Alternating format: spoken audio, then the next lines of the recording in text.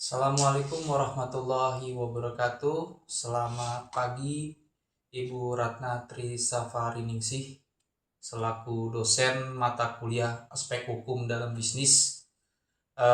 Perkenalkan, nama saya Muhammad Novandi untuk dari Prodi Manajemen dan nomor NIM 2892550051. Untuk hari ini saya akan membahas terkait tugas PowerPoint yang Ibu berikan dengan tema perlindungan hak konsumen, kewajiban, dan implementasi. Untuk pembahasan pertama di slide pertama ini bagian pendahuluan. Yang pertama itu pentingnya perlindungan konsumen di era globalisasi. Terus yang kedua, definisi hukum konsumen dan hukum perlindungan konsumen. Yang ketiga, tujuan perlindungan konsumen untuk meningkatkan kesadaran, kemampuan, dan kemandirian konsumen. Selanjutnya, untuk slide yang kedua terkait hak-hak dari konsumen. Yang pertama itu hak atas keamanan, kenyamanan, dan keselamatan. Terus yang kedua, hak memilih dan mendapatkan barang sesuai nilai tukar dan jaminan. Yang ketiga, hak atas informasi yang benar, jelas, dan juga jujur. Yang keempat, hak didengar pendapat dan keluhan. Untuk yang kelima, hak advokasi, perlindungan, dan penyelesaian sengketa. Yang keenam, hak mendapatkan pembinaan dan pendidikan. Yang ketujuh, hak diberlakukan jujur dan tanpa diskriminasi. Yang kedelapan, hak mendapatkan kompensasi, ganti rugi, ataupun penggantian. Oke, next untuk selanjutnya pada poin slide yang ketiga yaitu kewajiban konsumen. Yang pertama itu membaca atau mengikuti petunjuk penggunaan barang atau jasa. Terus yang keduanya beretikat baik dalam bertransaksi. Terus yang ketiganya membayar semua nilai tukar yang telah disepakati. Kemudian yang keempat itu mengikuti upaya penyelesaian sengketa secara patut. Untuk selanjutnya di slide keempat itu membahas tentang hak dan kewajiban pelaku usaha. Yang pertama, poin pertama itu saya akan jabarkan hak pelaku usaha. Di antaranya yang pertama, menerima pembayaran yang sesuai. Terus yang kedua itu mendapatkan perlindungan hukum dari konsumen yang beritikat tidak baik, melakukan pembelaan diri dalam sengketa. Yang ketiga, rehabilitasi nama baik. Selanjutnya untuk poin kedua yang akan saya jabarkan adalah kewajiban pelaku dari usaha. Yang pertama itu harus beritikat baik dalam kegiatan usahanya. Yang kedua, memberikan informasi yang benar, jelas, dan jujur.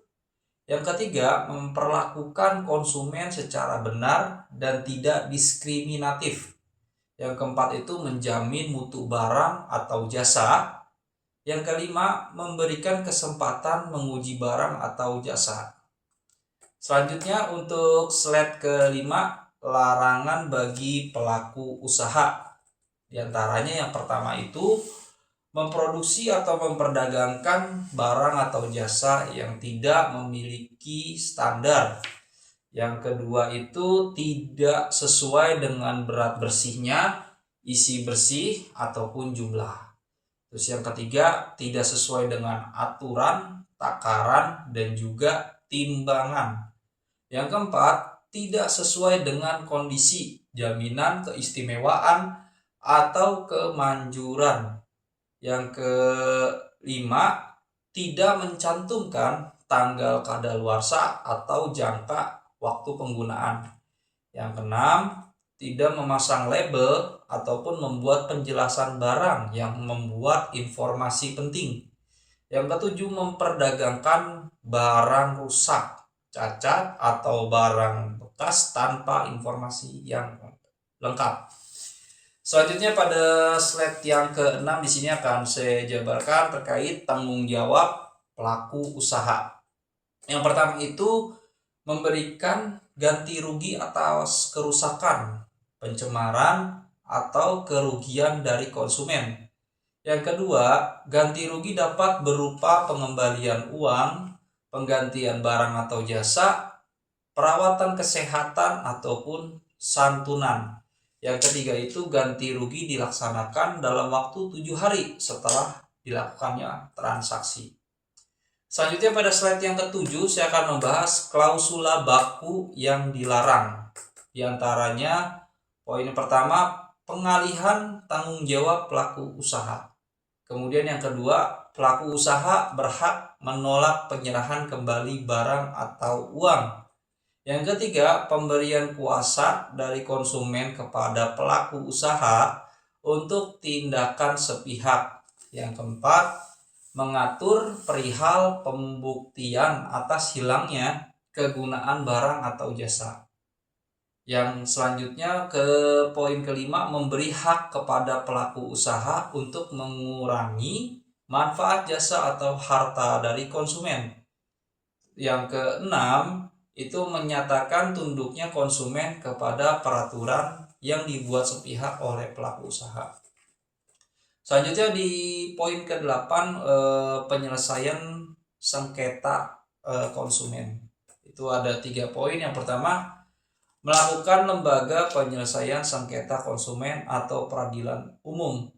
Yang kedua, penyelesaian dapat ditempuh melalui pengadilan atau di luar pengadilan berdasarkan pilihan sukarela. Yang ketiga, upaya penyelesaian di luar pengadilan tidak menghilangkan tanggung jawab atau pidana. Dan yang terakhir, slide 9 itu adalah saksi. Di antaranya yang pertama, saksi administratif atau ganti kerugian sebesar kerugian yang dialami. Kemudian sanksi pidana apabila ada pelanggaran hukum atas larangan yang dilakukan oleh pelaku usaha.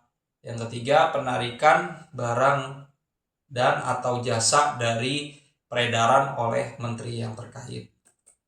Selanjutnya slide yang 10, Badan Pengawas Obat dan Makanan atau BPOM. Di sini akan saya jabarkan ada fungsi dan wewenang. Untuk poin yang pertama itu fungsi ya. Fungsi dari BPOM sendiri adalah mengkaji dan menyusun kebijakan nasional di bidang pengawasan obat dan makanan. Yang kedua itu dia ada berwenang. Yang pertama itu penyusunan rencana nasional secara makro di bidangnya. Yang kedua, rumusan kebijakan di bidangnya untuk mendukung pembangunan secara makro.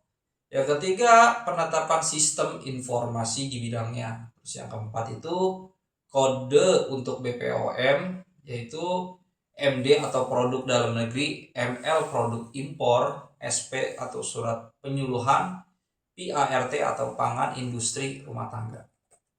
Dari contoh implementasi tersebut ada beberapa yang sudah dirangkum di sini. Yang pertama, studi kasus dari penjabaran di atas adalah sengketa antara konsumen dan e-commerce terkait barang yang tidak sesuai pesanan. Terus yang kedua, analisis hak dan kewajiban masing-masing pihak. Yang ketiga, proses penyelesaian sengketa melalui mediasi atau pengadilan. Terus yang keempat, penerapan sanksi jika pelaku usaha terbukti melanggar hak konsumen. Demikian presentasi PowerPoint yang sudah saya presentasikan atau jabarkan. Mohon maaf kurang dan lebihnya. Terima kasih untuk waktunya. Assalamualaikum warahmatullahi wabarakatuh.